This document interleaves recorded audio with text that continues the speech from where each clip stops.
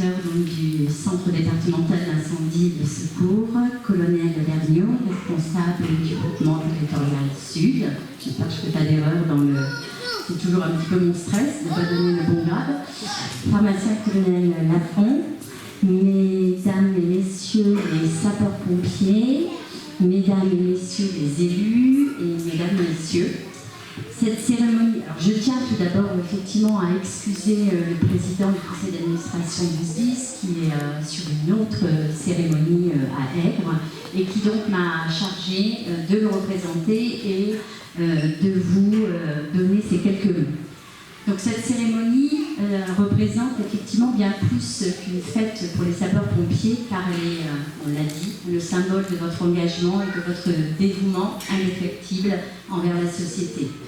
Aujourd'hui, on rend hommage à ceux qui, souvent dans l'ombre, veillent à la sécurité de tous en mettant leur vie au service à la fois de la liberté, de l'égalité et de la fraternité. L'enjeu, je dirais, pour notre modèle français est de préserver le volontariat, de créer les conditions pour continuer à donner envie à nos jeunes de s'engager.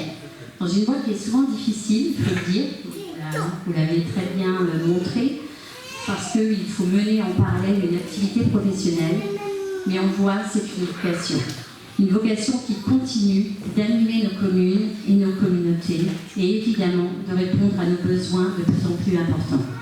Des besoins importants en matière de secours à la personne, mais aussi des besoins importants face au changement climatique qui s'opère. Et effectivement, les dernières semaines nous ont montré à quel point vous avez été précieux pour la population. Donc Villevoix fait figure d'exemple avec ces 44 sapeurs-pompiers volontaires. Merci pour ça. Le SDIS de la Charente impulse une dynamique nouvelle avec notamment l'arrivée de notre nouveau directeur et avec la nouvelle gouvernance M. Jérôme Sourisseau et Émilie Richaud. Et dans cette dynamique nouvelle, à travers, le directeur l'a dit, la prise en compte des risques et leur évolution avec la mise à jour du schéma départemental d'analyse et de couverture des risques. C'est aussi une dynamique avec l'évolution des communications opérationnelles. Le département de la Charente fait partie des premiers départements qui basculeront sur le réseau Radio du Futur qui permettra de nouvelles fonctionnalités à la fois opérationnelles et aussi une interopérabilité entre les différents services. C'est aussi la prise en compte des feux d'espace naturel avec l'implantation de 3 sites de vidéosurveillance qui viendront couvrir les massifs forestiers du Sud-Charente notamment, mais aussi de l'Est du département. Et un conventionnement avec la Chambre d'agriculture pour lutter efficacement lors des feux des champs avec les exploitants agricoles. C'est aussi de nombreux projets, alors je n'en ferai pas la liste exhaustive, mais en citer quelques-uns. C'est la réalisation du projet d'établissement qui permettra de donner un cap pour les années à venir et rattacher les projets qui sont lancés bien évidemment à ceux qui le seront prochainement. C'est aussi la structuration d'un plan pluriannuel d'investissement qui permettra d'avoir une prospective financière permettant d'adapter le SDIS au contexte économique contraint. C'est aussi la réalisation d'une campagne de communication afin de mettre en avant les atouts de notre territoire pour attirer les talents.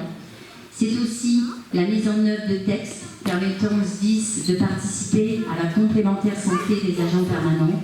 La réalisation d'un plan départemental de développement et de fidélisation du volontariat, mais aussi des actions préventives pour la santé et la sécurité des personnels du SDIS, bien sûr en lien avec les services de la préfecture, et la poursuite, on en a parlé, de la reconnaissance des employeurs conventionnés permettant la disponibilité de leurs employés sapeurs-pompiers volontaires, extrêmement important pour nos centres effectivement ruraux, où on a besoin d'avoir cette disponibilité pour pouvoir répondre à l'appel.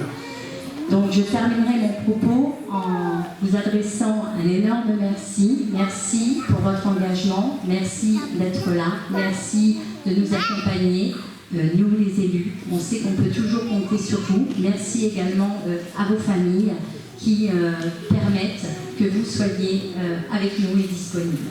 Merci.